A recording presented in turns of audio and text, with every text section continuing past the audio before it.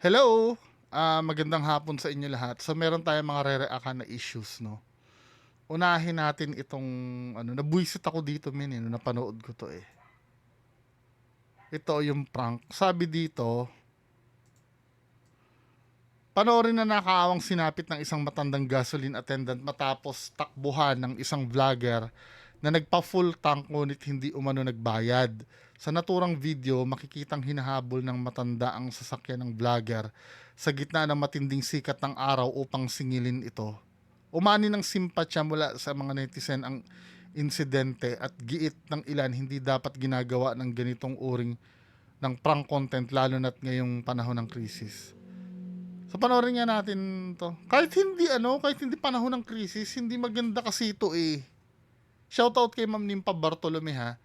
Siya yung nagpasa sa akin ito. Panoorin nga natin.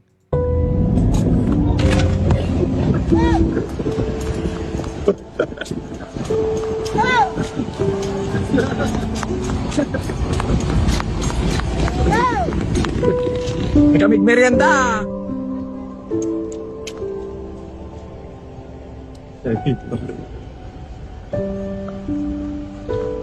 Op.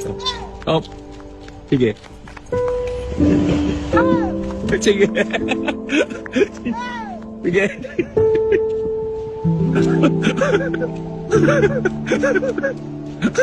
Abort! Sige. Ano yung nakakatawa doon?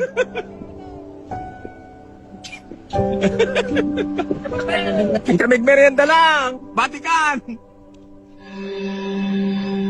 Ay na. Gusta. Morning. Okay.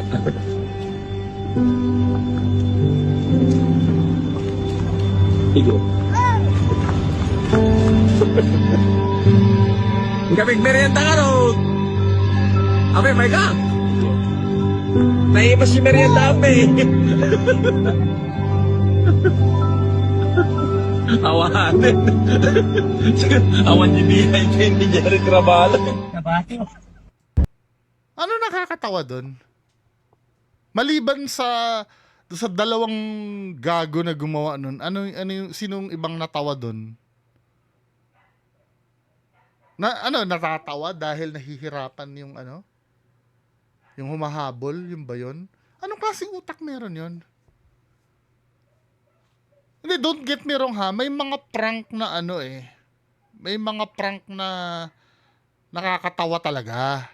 I'll be honest, no? May yung meron akong napapanood dati, I think, anong channel ba yun? Sa cable yata yun eh. Yung Just for Gags, yung sa ibang bansa. Nakakaisip naman sila ng prank na hindi, yung hindi nagbumukhang tanga yung ginagawa nila. Hindi katulad nito. Ang mga tanong dito, sabi gano'n kasi dito, hindi daw dapat ginagawa ang ganitong uri ng prank lalo na't ngayong panahon ng krisis. Kahit hindi panahon ng krisis, wag mong gagawin ito. Kagaguhan ito eh. What if halimbawa hinahabol yan biglang 'di ba tumawid sila sa kalsada? Paano kung nasalpok yan?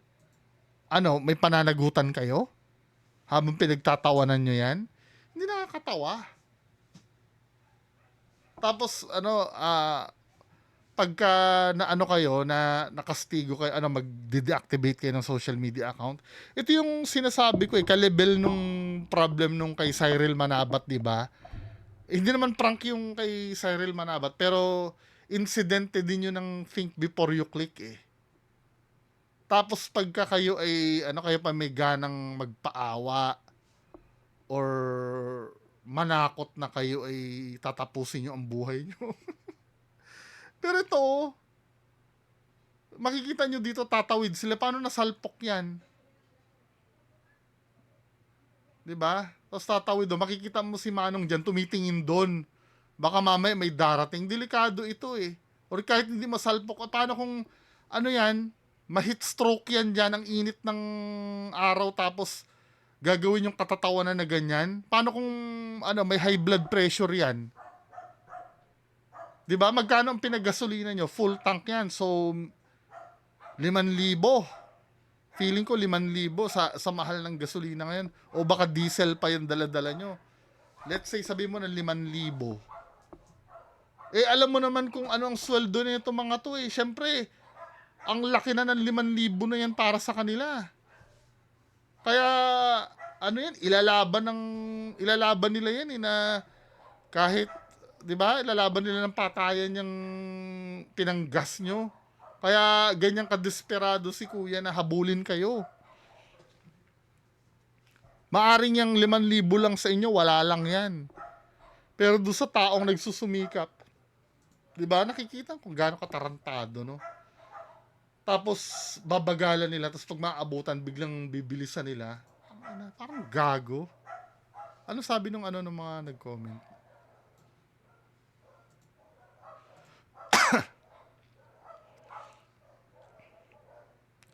Ginawang katatawanan ng iba. Lahat yan ay may balik. Nakakaawa si tatay sobra. Hindi naawa sa matanda. Nako, yari kayo dito. Tumatawa ng tata. Nako, akala mo sisikat ka. Maling-mali no?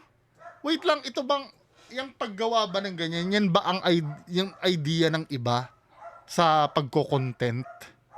Yan ba yung idea? Sometimes, no, meron akong mga na-encounter, lalo na yung mga dinidibang ko na ghost hunter, na kahit anong kagaguhan ang gawin, for example, no,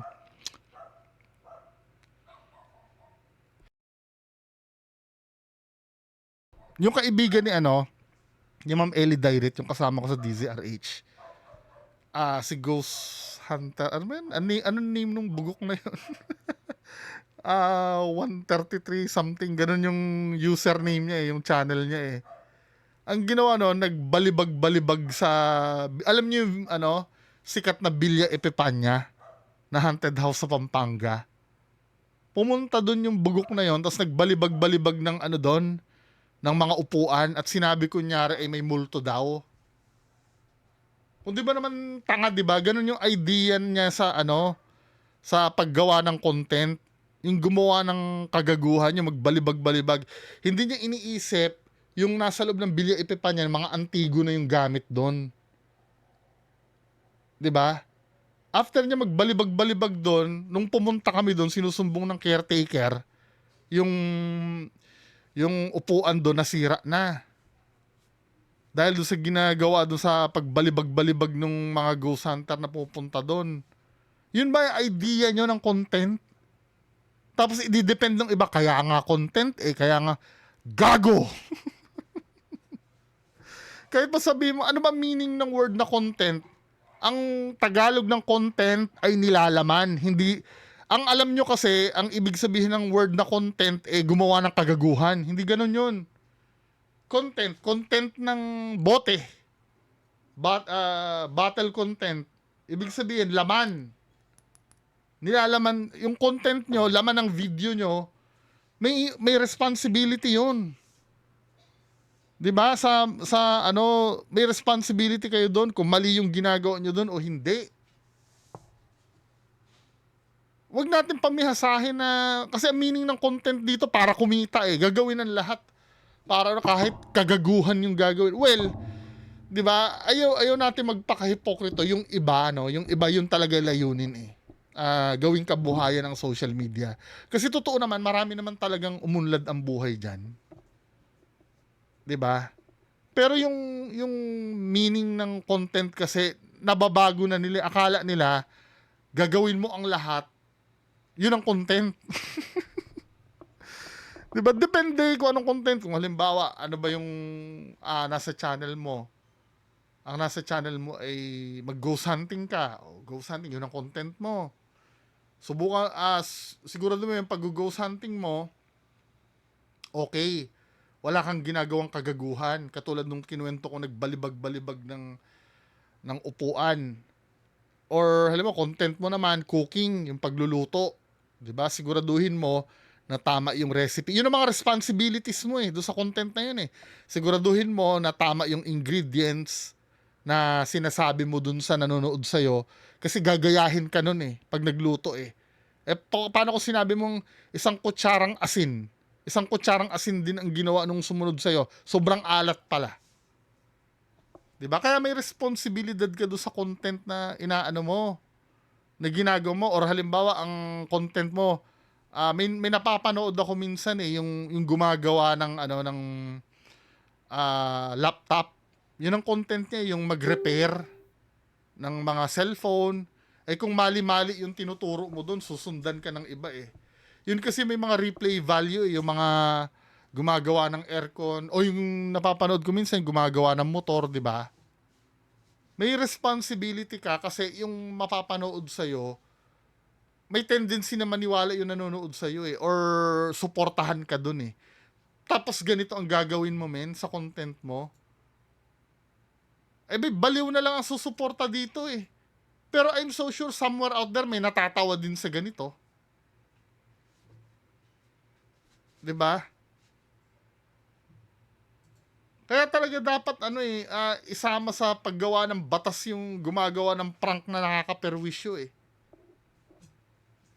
Ito pwedeng kasuhan ito ng pasok ba ito ng yung sa pagnanakaw?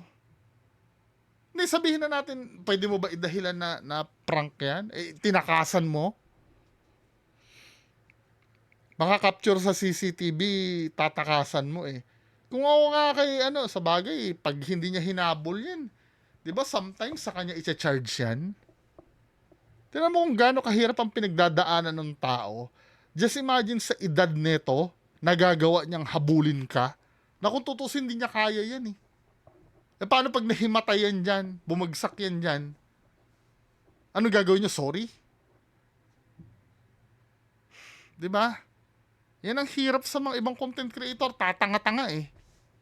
Hindi iniisip yung ginagawa eh. Kaya nga dito sa social media, no, dapat may utak din talaga yung gagawa ng content eh. Kasi yung gagawin mo, yung sasabihin mo, may mahahawa ka sa iba eh. May mahahawa. Kahit pasabihin mo tayo, bullshit na bullshit ito sa ginawa niya, makaka-inspire pa ito na gumawa ng mas gago pa dito eh. Kasi naniniwala ako, may ibang tao na mas bobo pa dito sa nag-post na yan. Yan oh, yung pangiti-ngiti na yan. Naniniwala ako, meron pang mas bobo dyan na pwedeng gayahin itong ginagawa niya. Kasi iniisip nila cool. Kung yun nga, 'di ba? Alam niyo yung mga mass shooting sa Amerika, yung school shooting, alam mo yung sa Columbine, yung maraming nag-idol dun eh, kahit na mali yun eh. Hindi pa yun hindi pa laganap ang social media nun. Paano pa ito? Kaya isa sa naging advocacy ko din minsan yung or lalo na ni MG din, yung importante din talaga yun eh. Naniniwala ko yung magkalat ka ng awareness na may mali na nangyayari. Kaya lang sometimes ikaw pa yung napapahamak pagka pagka ikaw pa yung nagkakalat ng awareness eh. Sasabihin sa'yo, pakialamero ka,